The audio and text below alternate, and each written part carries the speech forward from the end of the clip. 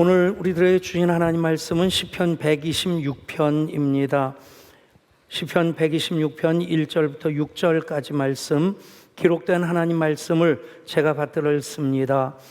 여호와께서 시온의 포로를 돌려보내실 때에 우리는 꿈꾸는 것 같았도다. 그때 우리 입에는 웃음이 가득하고 우리 혀에는 찬양이 찼었도다. 그때 문나라 가운데에서 말하기를 여호와께서 그들을 위하여 큰 일을 행하셨다 하였도다. 여호와께서 우리를 위하여 큰 일을 행하셨으니 우리는 기쁘도다. 여호와여, 우리의 포로를 남방 시내들 같이 돌려보내소서. 눈물을 흘리며 씨를 뿌리는 자는 기쁨으로 거두리로다. 울며 씨를 뿌리러 나가는 자는 반드시 기쁨으로 그 곡식단을 가지고 돌아오리로다. 아멘. 지난 목요일 8월 15일 광복 79주년이었습니다. 내년이 광복 80주년이라서 내년에 광복절을 기념하면서 우리가 예배를 드리는 게 좋겠다는 그 생각으로 이제 넘어갔는데, 그 전날 14일에 수요일 저녁 예배를 양주기독교연합회와 함께 예배하게 되었습니다. 예배 드리면서 함께하는 그 시간이 참 소중하다 싶었는데, 예배의 마지막 시간이 광복절 노래를 같이 부르는 것이었습니다. 근데 화면에 자막이 뜨질 않았고, 그리고 사회자도 조금 조심스럽게 그렇게 노래를 시작했는데, 1절은 같이 불렀는데 2절이 시작되는데 제 문득 마음에 광복절 노래가 2절도 있었나? 그리고 2절을 부르는데 가사가 굉장히 낯선 겁니다. 그 순간 제가 많이 반성을 했습니다. 우리 교인들하고 같이 광복절 노래를 제대로 부르면서 광복절을 기념하는 예배를 드리는 것 꼭 필요하겠다. 그 마음으로 말씀을 준비했습니다.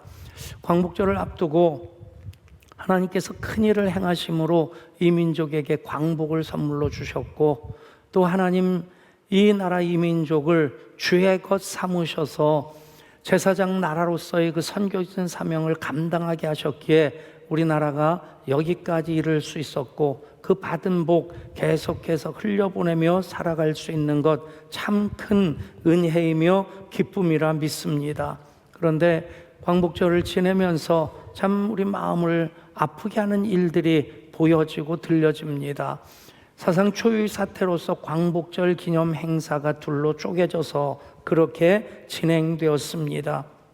있어서는 안 되는 그런 일들이 벌어지고 있는 그런 현실, 정말 하나님께서 큰 일을 행하심으로 광복을 선물로 주셨다고 하는 그 신앙 고백을 예수 믿는 사람들만이라도 제대로 하고 있다면 이런 행태가 벌어질 수 없을 텐데, 그리고 광복절, 건국절 논쟁이 계속해서 심화되고 있습니다.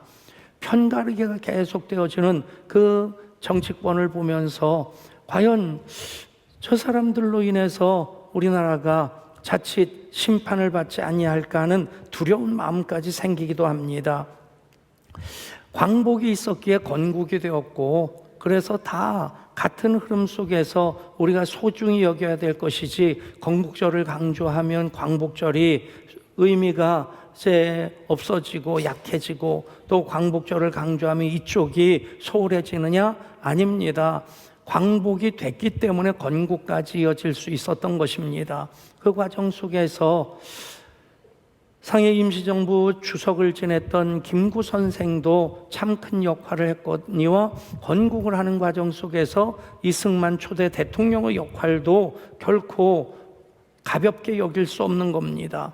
두 분의 그 행적을 살펴보면 공만 있는 것이 아닙니다. 분명히 과도 있습니다.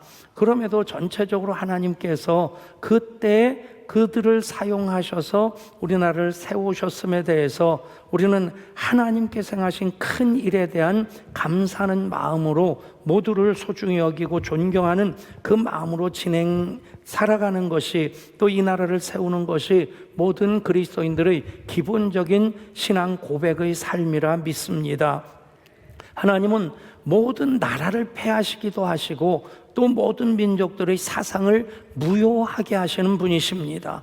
그런데 우리나라는 좌냐 우냐 하는 것으로 너무 민감하게 편가르게 돼 있고 서로 비난하고 서로의 존재를 완전히 깔아뭉개려고 하는 그런 모습으로 이제 점점 더 진영 논리가 심해지고 있는 것을 보면 정말 우리가 이 말씀 소중히 받아야 되겠다. 시편 33편 10절의 말씀입니다.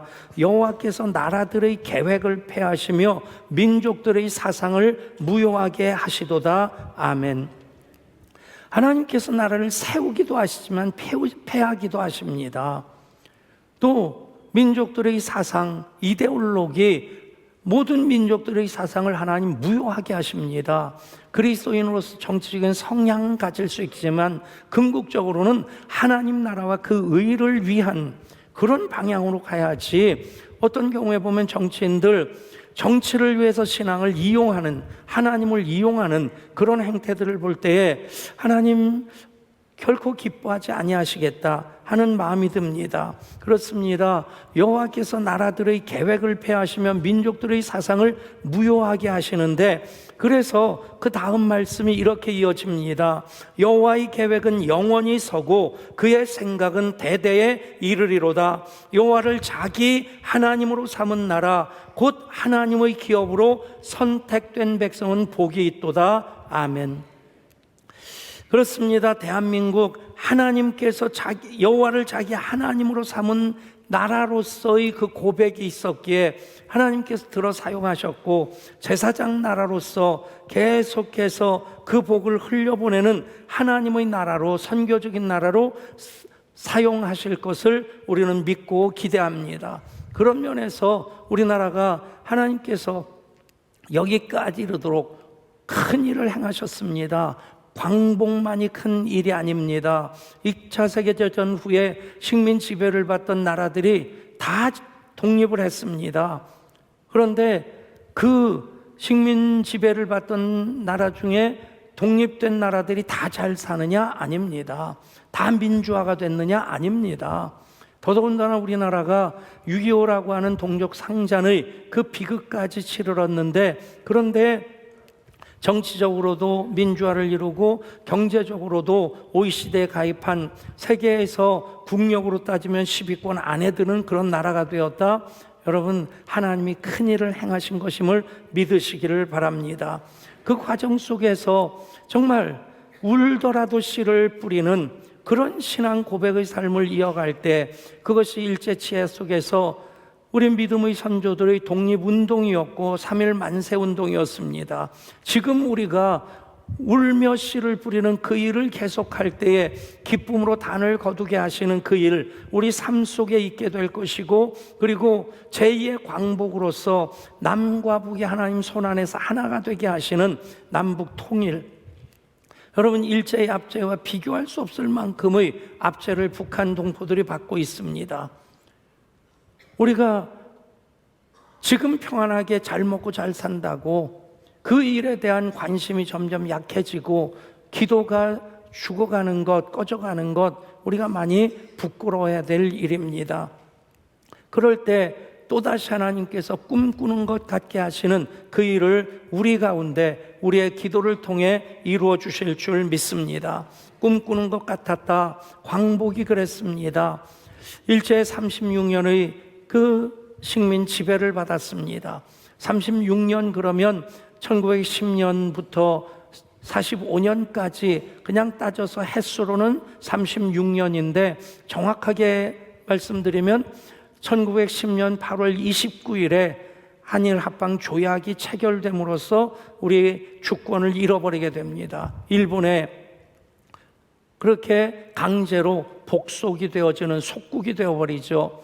그리고 나서 1945년 8월 15일이니까 36년이라는 표현보다는 우리가 요즘 나이도 만으로 쓰기 시작하는데, 이것도 정확히 보면 35년에 좀 못 미칩니다. 34년 11개월 16일 동안 식민 지배를 받았습니다. 여러분, 주권만을 잃어버렸을 뿐인데, 그런데 그것으로 해서 말도 쓰지 못하게 되고 이름도 바꿔야 됐고 신앙적인 탄압도 얼마나 많이 받았습니까? 이스라엘하고 비교해 보면 이스라엘은 우리 34년 11개월 16일보다 또 꼭 두 배니 70년을, 그것도 우리나라는 이 땅에 살면서 주권만 빼앗겼을 뿐인데, 그런데 이스라엘은 바벨론까지 이역만리 그 먼 곳까지 포로로 잡혀갔습니다. 그러니 그곳에서의 그들의 삶이 어떠했겠습니까? 정말 그들이 바벨론에 살면서 어떤 심정이었을까 하는 것 생생하게 담아놓은 그 시편이 있는데, 시편 137편입니다. 우리가 바벨론의 여러 강변 거기에 앉아서 시온을 기억하며 울었도다.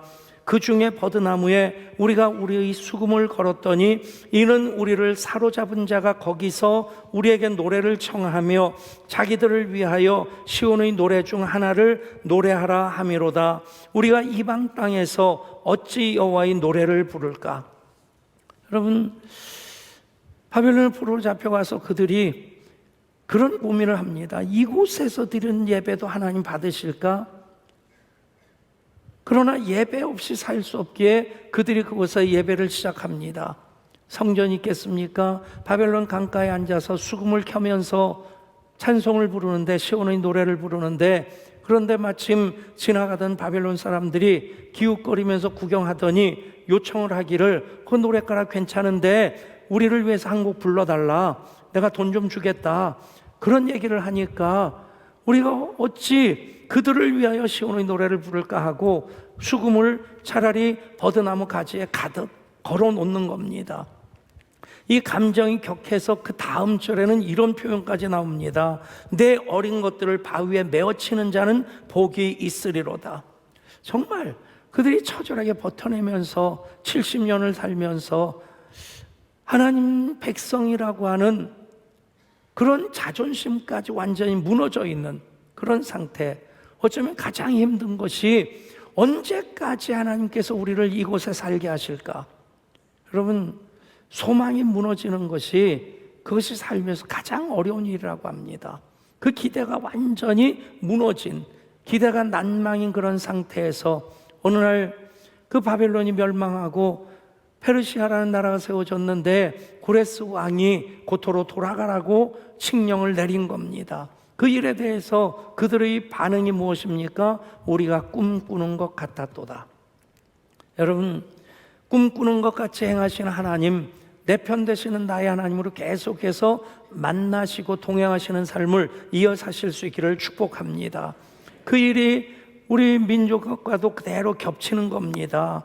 우리나라가 당한 고난이 결코 작지 않습니다. 징용과 징병도 모자라서, 곡식들을 수탈하는 것도 모자라서 정신대로 끌고 가기도 합니다. 그 일이 보면 계속해서 그 이전부터 있었던, 감추고 있던 발톱을 여지없이 드러낸 대표적인 사건이 1895년에 경복궁 그 내전까지 일본 낭인들이 들어가서 명성황후를 시해하고, 그리고 그 청원에서 석유를 붓고 불태워버린, 여러분, 그런 만행이 어떻게 이룰 수 있습니까? 완전히 야욕을 드러낸 것입니다. 그리고 나서 1905년에는 우리 당의 외교권을 박탈하는 을사보호조약을 체결합니다. 그런데 우리의 어떤 동의 없이 강제적으로 힘으로 맺은 그 조약이기 때문에 늑약이라고 하는 표현이 맞다. 굴레를 씌워서 억지로 맺은 조약이다. 그때부터, 그래서 광복절 노래 보면 이날이 40년 뜨거운 피 엉긴 자취니라고 하는 그 가사에 40년 나오는 것은 을사늑약부터 시작해서 해방될 때까지를 40년 얘기하는 것입니다. 여러분, 그런 가운데서도 하나님께서 이 나라를 사랑하시는 많은 일들을 행하셨는데, 이미 선교사들이 들어와서 완전히 무너져 있던 이 나라 사람들을 신앙으로 세워가는 그 일을 시작한 것입니다. 그것이 바로 이 나라 이 백성을 제사장 나라로 삼으시고자 하시는 하나님의 섭리였습니다. 그 당시에 서구 열강에 의해서 모든 나라들이 식민 지배를 받았는데 우리나라만 예외적으로 일본의 식민 지배를 받았습니다. 그러니까 구조가 서양적인 모든 것들은 다 참 배척해야 되는 그런 분위기일 텐데 우리나라는 오히려 서양의 도움의 손길을 펼치는 그런 구조가 되었다는 것입니다. 그 모든 과정 속에서 하나님께서 섭리하셨음을 보게 되는데, 그러기에 그것이 하나님께서 이 나라를 살리실 길이다 라고 하는 신앙 고백이 있었던 우리의 믿음의 선배들이 독립운동도 하고 그리고 3.1 만세운동도 주도하게 됩니다. 1885년에 기독교 선교사들이 공식적으로 한국에 들어오는 것으로 한국 기독교가 시작되어지는데 겨우 35년 된 겁니다. 35년 만에 이제 그 당시 통계를 보면 기독교인의 수가 10만 명 안팎밖에 되지 않는 작은 공동체입니다. 그런데도 불구하고 민족 대표 33인 중에 16명이 기독교인이었습니다. 그리고 3.1 만세운동을 교회가 주도합니다. 그 당시에 독립운동을 앞장서 했던 또 하나의 그 그룹이 있었다면 천도교입니다. 천도교가 동학혁명을 그 정신을 이어받아서 종교화한 것이 그것이 천도교인데, 천도교는 그 당시에 굉장히 큰 세력을 가지고 있었습니다. 그런데 손병희를 비롯한 천도교 지도자들이 교회와 함께 하지 않고는 3.1 만세운동이 성공적으로 이루어질 수 없겠다 해서 기독교와 함께 시작을 하게 됩니다. 결국에는 천도교보다 기독교 인사들이 더 많아지는, 결정적으로 그 당시에 전화가 있었습니까? 인터넷이 있었습니까? 아무것도 없는 그냥 파발마라고 해서 말 타고 달려가면서 소식을 전해야 되는 그런 시절에, 그때 이미 전국적으로 비록 작은 교회지만 읍면 단위로도 예배당들이 있었던 겁니다. 그 예배당마다가 독립운동의 중심이 되었습니다. 등사기 가지고 독립선언서를 인쇄를 하고 그리고 태극기를 만들어 놓고 3.1 만세운동이 전국 삼천리 방방곡곡에서 동시다발적으로 일어날 수 있었던 그 일은 교회가 신경조직으로 네트워크가 되어 있지 않다면 불가능했던 일입니다. 결국에 3.1 만세운동도 그렇고 독립운동도 기독교가 중심이다라고 하는 것 때문에 그 일제 34년 11개월 16일 동안 일제가 독립운동을 단합할 때에 가장 타겟으로 삼은 데가 교회와 기독교인들이었습니다. 대표적인 경우가 백오인 사건이고요. 그런데 그럴 수밖에 없는 것이 독립협회, 신간회 등등의 대부분의 독립단체들, 기독교인들이 이끌어갔습니다. 그렇기 때문에 기독교에 대한 탄압도 그만큼 컸던 것인데, 그런 과정을 통해서 일본이 한국의 한반도를 지배하는 것을 영구화할 계획을 가지고 있었고요. 태평양 전쟁을 하면서 그들이 어떤 전황이 계속 불리해질 때 마지막 1인까지 옥이 산산이 부서지는 것처럼 목숨 바쳐서 천황을 지키자는 그런 정신으로 그들은 싸울 각오를 하고 있었습니다. 그러다가 나가사키와 히로시마에 원자폭탄이 터지면서 8월 15일 그들이 무조건 항복을 하게 됩니다. 무조건 항복의 이유가 원자폭탄이지만 하나님의 개입을 볼 수 있는 것이 아주 중요한 기록이 있습니다. 1945년 8월 17일에 일본이 계획하고 있었던 것이 무엇이냐면 전국적으로 기독교 지도자들을 대거 검속해서 무차별 살해하는 계획을 세우고 있었습니다. 재판으로 넘기는 것이 아니라, 구속시키는 것이 아니라 그냥 살해할 계획을 가지고 있었습니다. 여러분, 8.15 광복은 하나님이 이민족에게 행하신 큰 일인 것을 믿으시길 바랍니다. 그래서 꿈꾸는 것 같았다. 인간의 노력으로 할 수 있는 것 아니고 하나님께서 이 나라 이민족을 제사장 나라로 삼으시고자 하나님이 그 구원의 역사를 이어가신 것입니다. 그 과정 속에서 우리가 또 역사적으로 또 3.1 만세운동이라든지 한일 합병이라든지 그런 과정 속에서 많이 간과되고 있는 부분이 이 민족이 저지른 죄에 대한 고백입니다. 여러분, 나라를 빼앗겼다는 것은 나라를 지킬 힘이 없었기 때문에 빼앗긴 겁니다. 이스라엘 백성들도 마찬가지였습니다. 예루살렘에서 살 때, 예루살렘 성전에서 예배할 때는 예언서를 보면 그들이 정말 하나님의 뜻과 어그러진 그런 길로 가면서 우리는 예배를 드리니까 또 이곳에 성전이 있으니까 우리가 망할 리가 없다.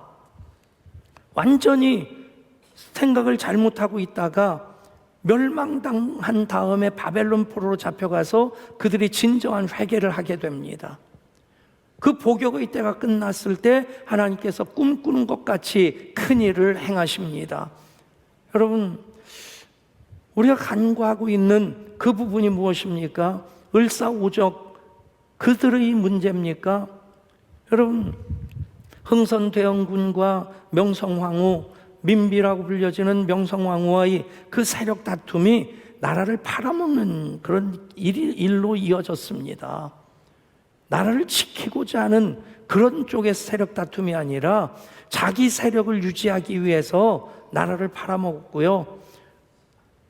심지어는 고종 황제의 형이 이재면이라는 사람이 있습니다. 직접 한일 합방 서명을 한 사람은 아니지만 나중에 이완용보다 일제로부터 은사금을 5배나 더 받습니다. 오늘날 돈으로 800억을 받았습니다. 그 이유가 뭐냐면 황족으로서 나라를 파는데 앞장섰다는 얘기입니다. 여러분, 한 나라가 멸망할 때 보면 망할 짓만 골라 한다라고 하는 것이 보여집니다. 함재봉 교수라고 연대 교수인데 그분이 하는 얘기 가운데 그 당시에 독립단체들이 수없이 독립운동을 했는데 단 한 단체도 조선을 다시 회복하고자 하는 그 목적으로 독립운동한 단체가 없었다는 겁니다. 무슨 얘기입니까? 백성들로부터도 완전히 조선은, 대한제국은 마음으로부터 멀어졌다는 얘기입니다. 여러분, 왜 망한 겁니까? 우리는 잘못한 일이 하나도 없는데 일본이 강탈하고 강점했다? 여러분, 잘못한 게 없는 게 아닙니다. 지도자들이 나라를 제대로 지키지 못했기에 그래서 지킬 힘이 없어서 뺏긴 겁니다. 여러분, 그 부분에 대해서 하나님 심판하실 때 이스라엘을 아수르나 바벨론이라는 막대기와 채찍을 들어서 심판하시는 것처럼 사실은 우리나라도 일본이라는 채찍을 들어서 심판하셨다고 보는 게 맞습니다. 그렇기 때문에 그때도 지금도 우리가 항상 두려워해야 되는 것은 하나님 공의의 하나님이시고 심판의 하나님이시라는 겁니다.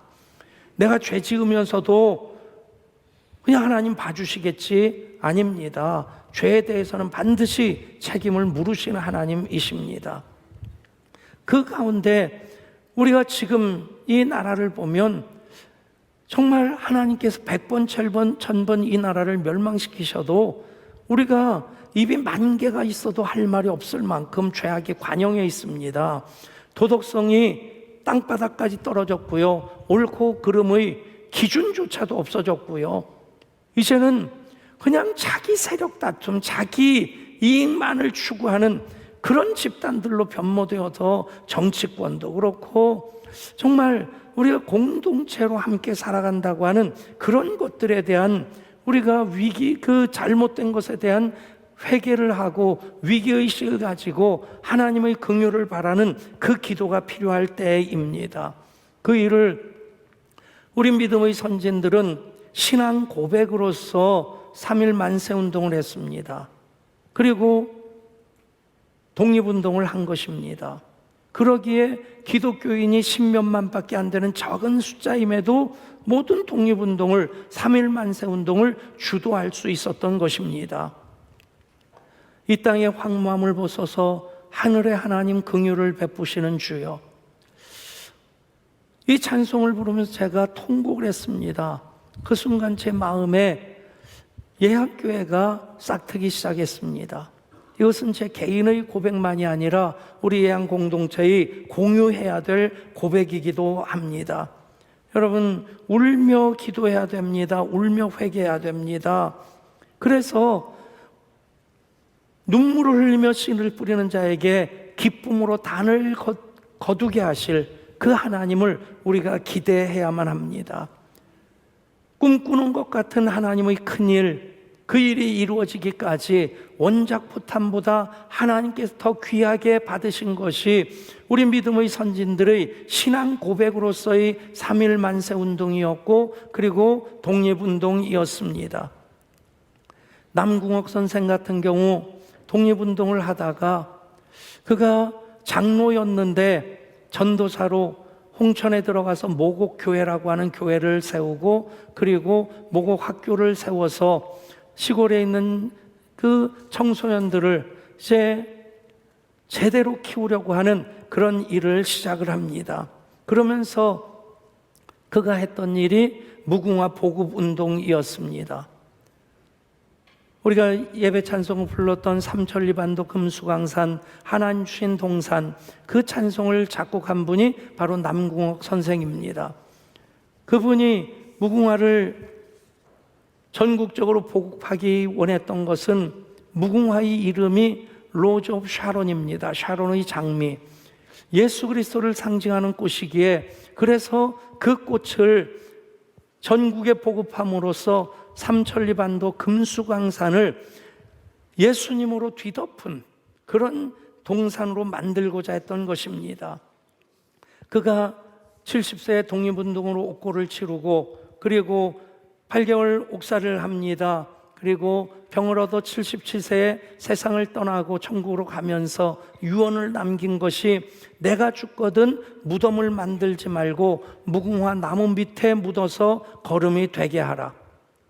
여러분, 그것이 그들의, 우리 신앙 선조들의 신앙 고백이었습니다. 신앙의 삶이었습니다. 우리가 애국가를 부르는데 그 애국가 작사자가 누구냐? 윤치호 선생 아니면 안창호 선생이겠다. 그런데 윤치호 쪽으로 많이 기웁니다.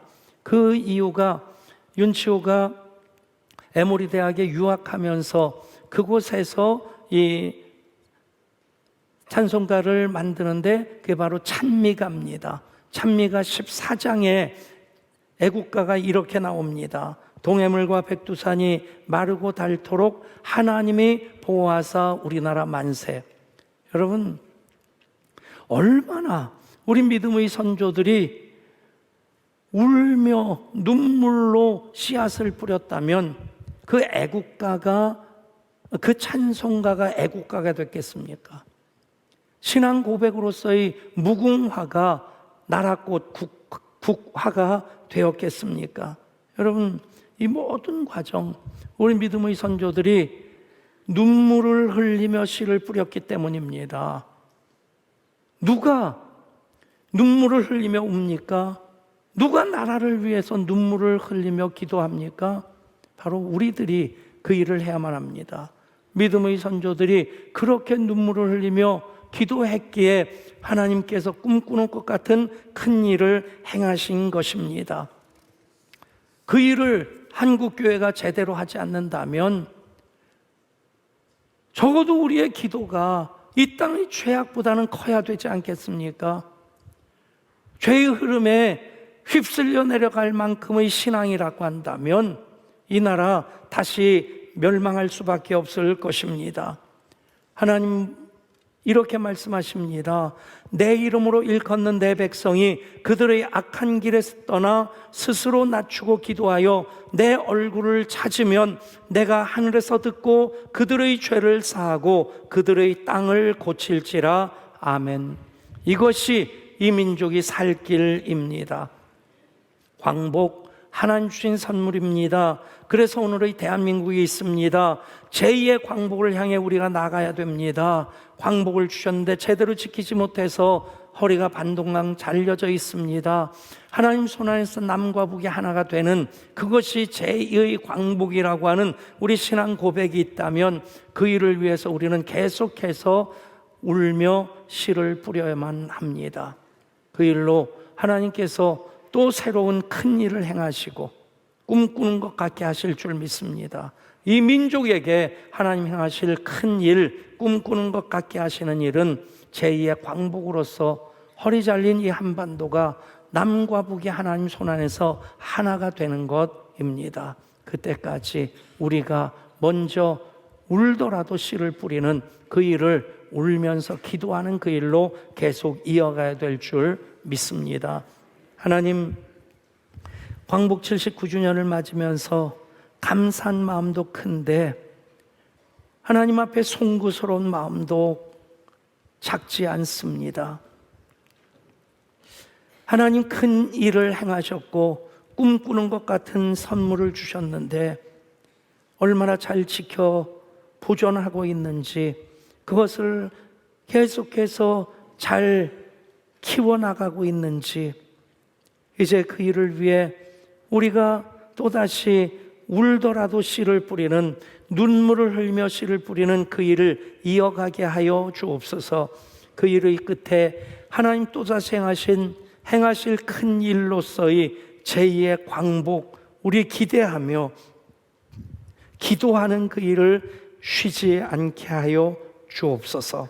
우리 주 예수 그리스도 이름으로 간절히 기도드리옵나이다. 아멘.